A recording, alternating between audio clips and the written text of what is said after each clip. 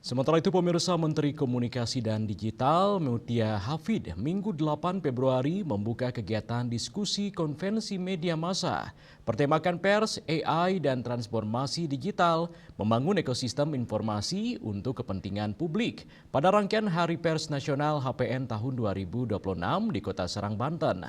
Pada kesempatan ini, Menkom DG Mutia menegaskan pihaknya sedang menyusun regulasi sebagai langkah melindungi karya jurnalistik dari gempuran teknologi kecerdasan AI.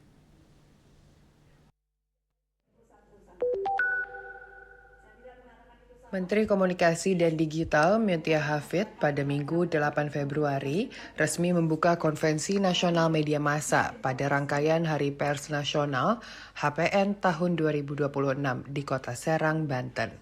Kegiatan ini mengangkat tema pers, kecerdasan artifisial, dan transformasi digital dalam membangun ekosistem informasi untuk kepentingan publik.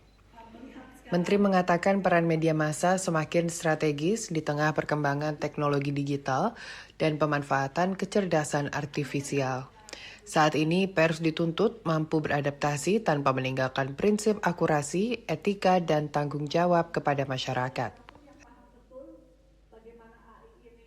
Dari pemerintah tentu pesannya adalah kita harus survive, kita harus bisa beradaptasi. Pemerintah akan melakukan dan menerima masukan yang diperlukan terkait regulasi khususnya untuk melindungi teman-teman dari gempuran teknologi yang bernama kecerdasan artifisial, termasuk melihat kemungkinan ada afirmasi atau kebijakan-kebijakan khusus terhadap karya-karya jurnalistik yang manual gitu ya, jadi yang tidak dibuat oleh atau dengan kecerdasan artifisial.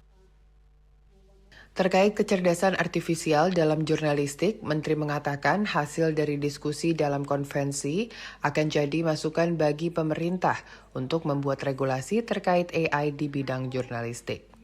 Sementara itu, untuk melindungi keberlangsungan pers, pihaknya memastikan telah menetapkan beberapa aturan, diantaranya regulasi tanggung jawab platform digital saat mengambil karya jurnalistik. Dari Serang, Banten, Susmiatun Hayati, Kantor Berita Antara, mewartakan.